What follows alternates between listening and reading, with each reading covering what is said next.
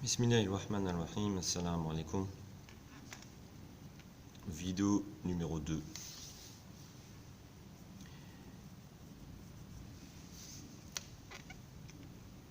L'association APBF AICP dans le monde du Cheikh Abdullah, plus connu sous le nom de Ahbash, est en feu.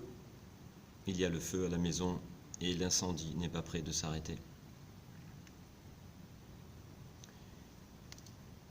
Donc je vais continuer. Je parlais des réseaux sociaux. Donc à cette époque, on n'était pas sur les réseaux sociaux. Et c'était important d'y être. Puisque on nous demande de faire venir du monde. On nous demande d'emmener des gens. Si tu emmènes des gens, tu fais tout pour emmener des gens. Mais pourquoi que de bouche à bouche, bouche à oreille? Pourquoi? Une fois, j'avais proposé, il y avait un maolid qui était en préparation, et j'avais proposé de m'occuper financièrement d'une publicité à la radio. Oh là là là là, oh ce que j'ai pas dit. Qu'est-ce que t'as pas dit là? Oh, Heidi, t'as pas fait ça? T'as fait une publicité? Calm down, j'ai rien fait du tout. J'apporte des idées. Je veux contribuer. Je veux qu'elle grandisse, puisque vous dites qu'il faut qu'elle grandisse, qu'il faut qu'on emmène des gens. Je vais faire de la publicité. Qu'est-ce que vous en pensez? Non, non, non, non, non, non, non, non, non, non, non, non. Attention, attention, attention. D'ailleurs, en parlant de ce sujet,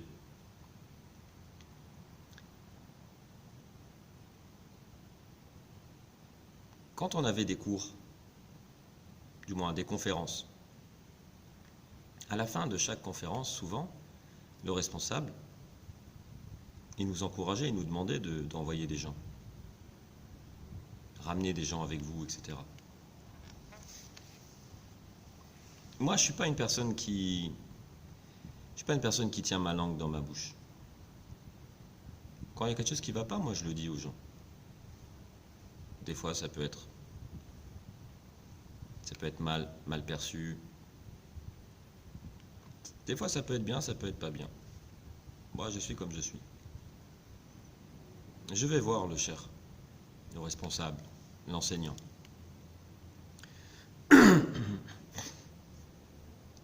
Et je lui dis, moi, il y a quelque chose qui me dérange. Vous nous dites d'emmener des gens, très bien. Bon, moi, je suis chef d'entreprise. Donc je côtoie des gens qui sont également des chefs d'entreprise, des directeurs, ce qu'on appelle des CS+, en fait. Voilà, c'est des gens qui ont, on va dire, une situation professionnelle, stable, importante. Et ces gens-là, quand je parlais avec eux, et que des fois ça passait au-delà du travail, et qui étaient des musulmans ou des gens d'origine maghrébine par exemple, c'est vrai que quand ils entendaient mon discours, ça les séduisait, ils voyaient que j'avais appris. Donc ils me posaient la question, t'as appris, où t'as appris, etc. Ça m'intéresse, moi aussi j'aimerais bien apprendre la religion, ou l'arabe, etc. Mais quand tu leur donnes un numéro de téléphone d'un institut sunnite et que le téléphone, il n'y a personne qui répond, et que l'institut, il est tout le temps fermé, mais je ne comprends pas comment tu peux avoir un discours pour me dire emmène des gens, mais on fait tout pour ne pas accueillir ces gens. C'est pas logique. C'est pas logique. Donc je lui dis à l'enseignant, je lui dis moi, il y a quelque chose qui m'échappe, il faut que vous m'expliquiez. Non, non, Heidi, tu prends son numéro de téléphone, sa ville, et puis on va voir si on a un enseignant, si c'est une femme, une enseignante, si c'est un homme, un enseignant, et puis on va prendre son numéro de téléphone, et puis suivant sa ville, comme ça on lui proposera de venir chez l'enseignant ou chez l'enseignante pour prendre des cours, etc. Ou alors tu lui dis de venir dans le centre à Crimée, etc. Mais ces gens-là, c'est pas des gens que tu attires de cette manière-là. Ces gens-là, ils ont besoin d'avoir... Regardez la beauté de cette mosquée.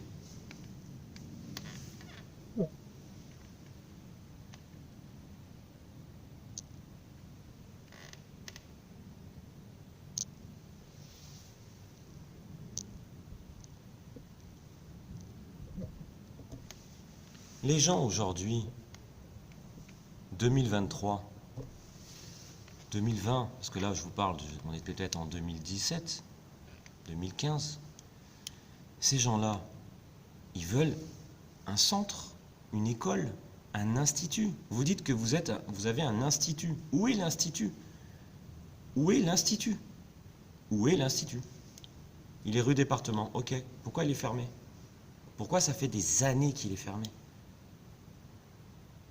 Une personne comme ça, un médecin, un directeur général, un entrepreneur, qui est un peu dans une classe un peu plus élevée sociale que les autres, il veut juste une école pour adultes, pour enfants. Tu peux faire enfant le matin, tu fais adulte l'après-midi, ou tu fais pour les enfants, les adolescents, les enfants le lundi et les adultes le mardi, mais avec un secrétariat. Quand tu arrives, bonjour, une sœur qui est là, un homme qui est là, bonjour, bienvenue.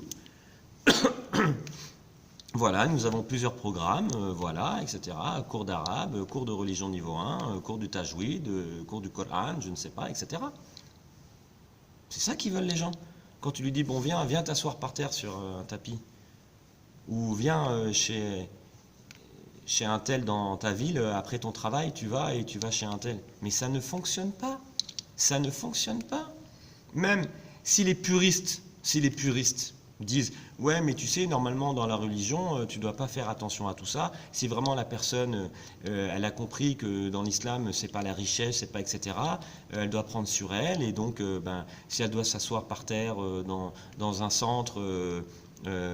puis franchement, le centre de Crimée, la vérité, sincèrement, tu crois qu'il donne envie, le centre de Crimée? Ça ressemble à quoi? Ça ressemble à quoi? C'est un dépôt-vente, frère. Ça ressemble à quoi? Ça ressemble à rien du tout. Encore, tu ferais encore un centre qui pourrait être un peu... Mais ça tient pas la route. De toute façon, en faisant ce genre de remarques, moi j'ai compris de façon très vite que j'étais quand même assez catalogué. Et c'est pas moi qui suis le perdant, c'est eux les perdants. Mais là, j'ai voulu quitter encore l'association. Moi, c'est simple, hein. En 18 ans, j'ai voulu la quitter 10 fois, l'association.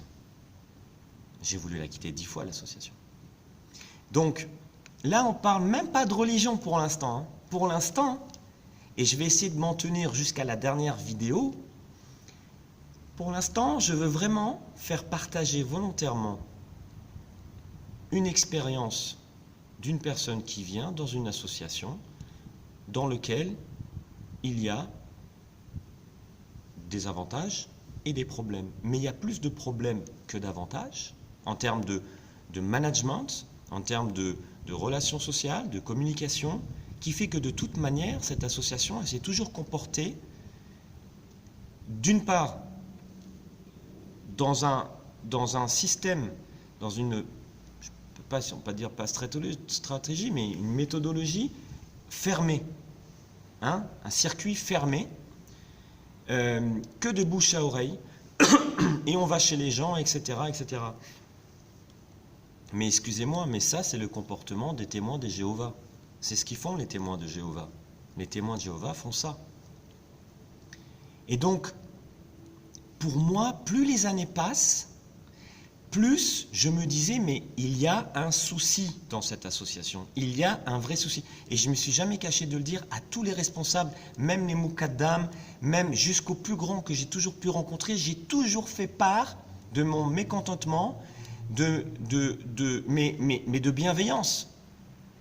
Parce que moi, je suis un entrepreneur, je ne suis pas millionnaire, je n'ai pas la prétention de m'appeler Elon Musk, mais je réussis dans ce que je fais parce que, de toute façon, quoi que tu fais dans le commerce, à partir du moment où tu appliques des règles de base, tu ne peux que réussir.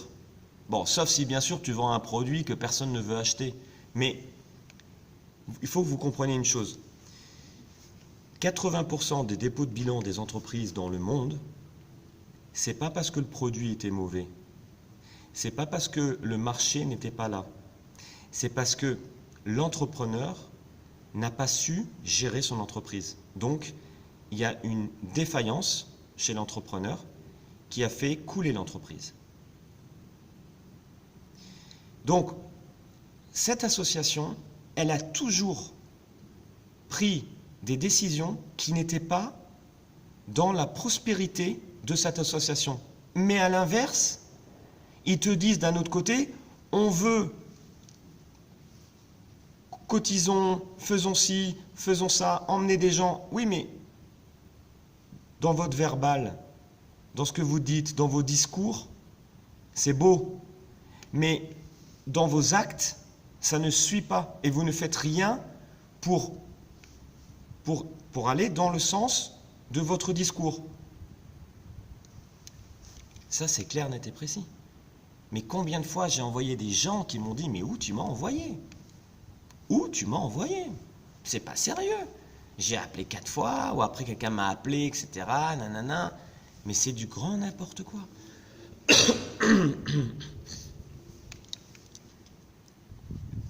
Je vais vous poser une deuxième question.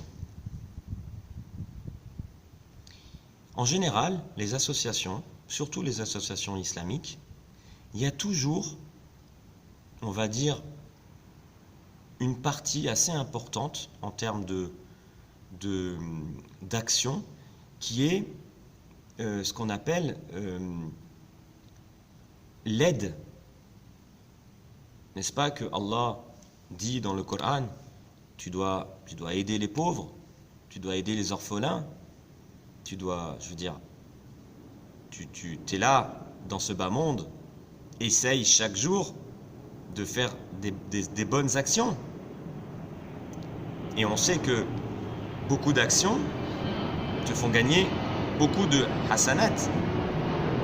Alors ma question est la suivante.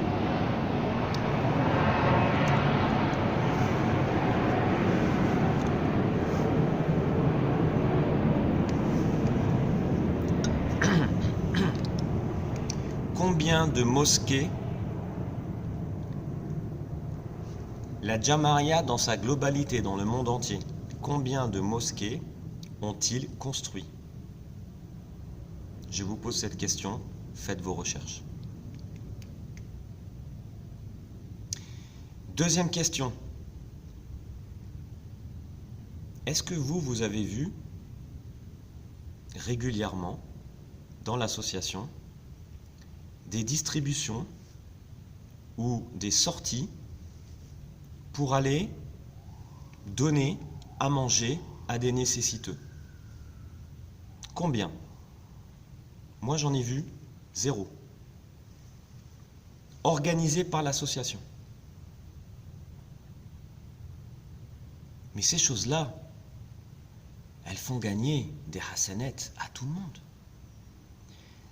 Toi, tu fais un don à l'association financier, cette association te garantit que ça, c'est pour un projet, parce que tous les samedis, on fait des sorties nocturnes pour aller... Parce qu'il y a combien de migrants en Europe aujourd'hui? Dans chaque pays, on a des milliers de migrants. Il y a des gens qui dorment dehors, à côté de l'association de Crimée.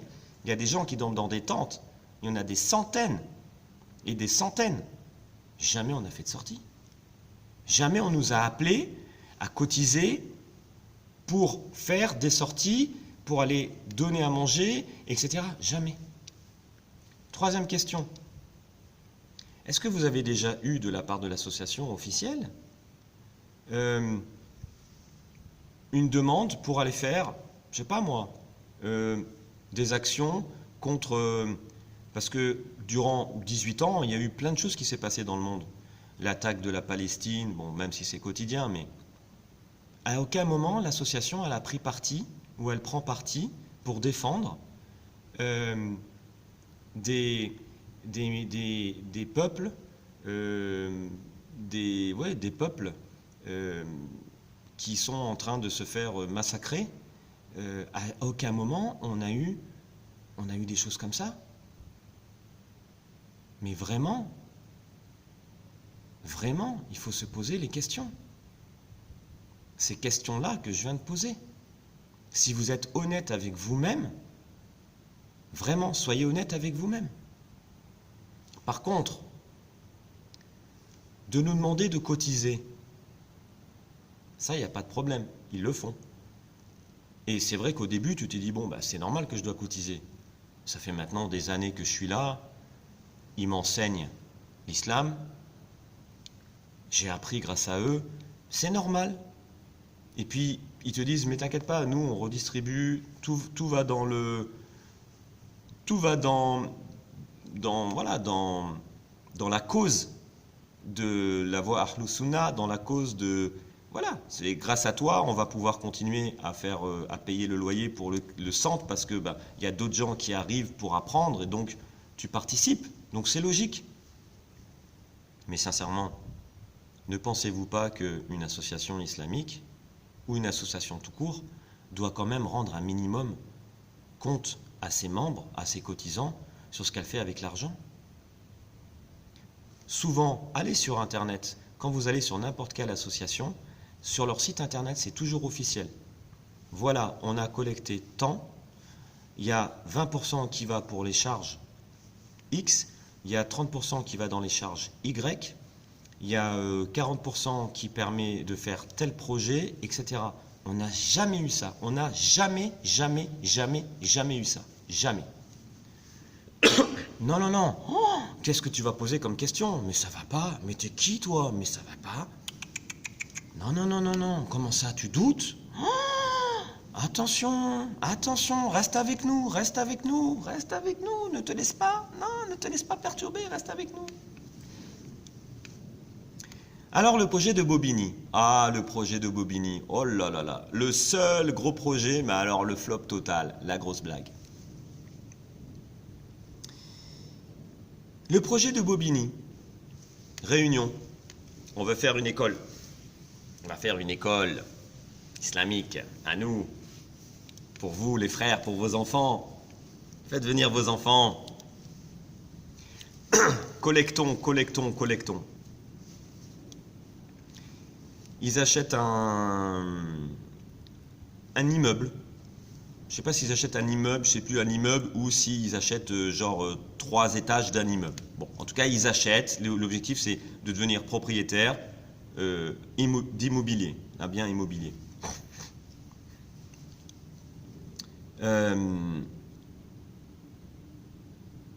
Bon, on est content. Ça y est, on a acheté. Super. Puis ça bloque. Ok, politique française, ok, oui, c'est vrai, la France, elle est anti-musulman, c'est clair, donc le maire change entre-temps, et donc le nouveau maire, lui, c'est négatif, il veut pas de musulmans dans sa ville, et encore moins une école. Ça rentre en procès, etc., nanani, nanana.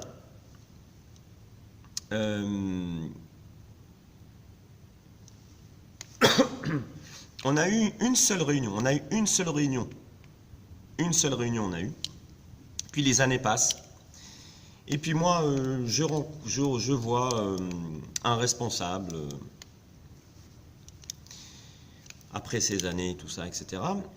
Et puis je lui dis, tiens, en fait, Bobigny, on en est où? C'est quoi l'histoire et tout? Elle me dit, ah, t'es pas au courant? Je dis, bah non, je suis pas au courant. Si vous faites pas de réunion, on peut pas être au courant. Ah ben, écoute, on a gagné le procès. En plus, on a fait une plus-value. Moi, ça me va très bien. C'est bien de faire une plus-value. Je suis trop content. Tant mieux. Franchement, je suis trop content. Ça ne pose aucun problème. Donc finalement, on ne sera pas à Bobigny. Donc on a récupéré tout l'argent plus une plus-value. Voilà. Et puis maintenant, on cherche autre chose. Ok, très bien. Très bien. Mais elle est où la réunion? Où est la réunion? Qu'est-ce que tu vas faire avec cet argent? Moi, au début, j'ai fait l'intention. Mon intention, c'est d'avoir donné de l'argent pour ouvrir une école. Ok? Donc tu as de mon argent dans tes caisses. Tu as récupéré cet argent. plus une plus-value. Très bien, pas de problème. Super, je suis content, ça ne me pose pas de problème. Mais par contre, que tu ne me dises pas ce que tu fais, déjà que tu me préviennes pas, déjà que tu fasses pas de réunion pour me prévenir, déjà ça me pose un problème. Deuxièmement, qu'est-ce qu'on fait, on en est où, etc.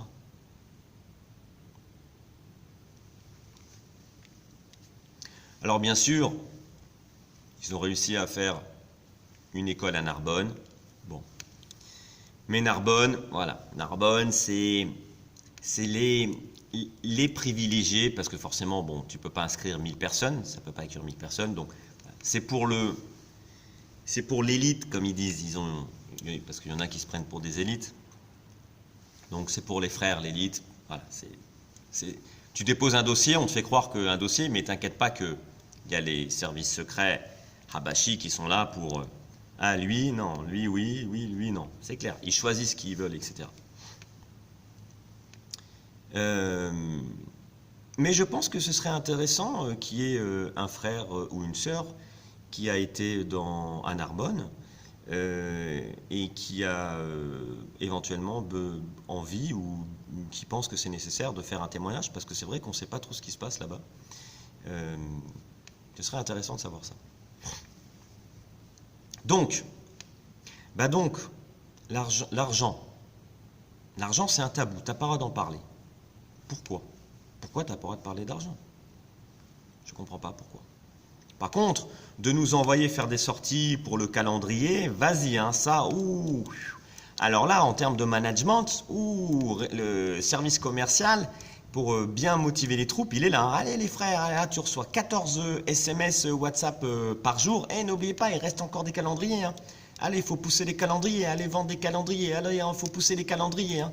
Oula, ça, les calendriers, pendant la période des calendriers, là, elle est active au niveau commercial de l'association pour te motiver. Et puis, il y a des cadeaux. Hein. Ah oui, il y a des cadeaux. Le meilleur vendeur, il a un iPad. Et oui, il y a des cadeaux. Allez, les frères. La carotte, on y va. Allez, il faut vendre des calendriers. Hein. Ouh là là là, ça, il n'y a pas de problème. Hein. Ça, il n'y a aucun problème pour vendre les calendriers. Ça, il n'y a aucun problème pour vendre les calendriers. Vraiment, je suis triste. Vraiment, je suis triste. J'ai envie de pleurer parce que je l'aime, cette association. Je l'ai aimée, cette association.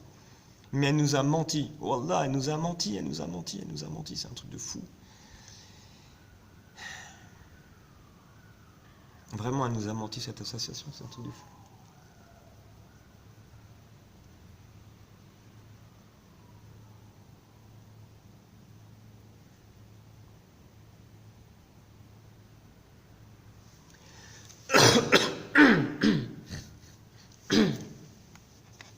Vous savez,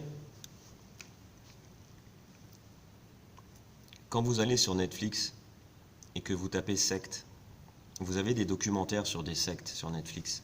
Vraiment, je vous invite à les regarder. Il y a, principalement aux États-Unis, il y a 2-3 documentaires sur Netflix qui racontent des sectes qui ont été très connues, où ils se sont tous suicidés à la fin, etc. Ou en tout cas qui se sont battus jusqu'à la mort.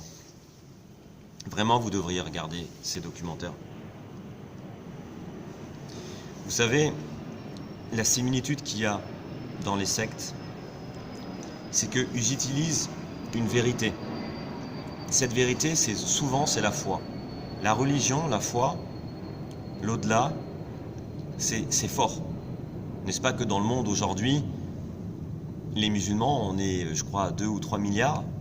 Franchement, ils ont peur de nous, les kafars. D'accord? Ils ont peur. Parce qu'ils savent très bien que on a une puissance intérieure qu'eux ne comprennent pas. D'accord? C'est tellement fort, la foi, c'est tellement fort. L'association, elle a utilisé le Muqtasar.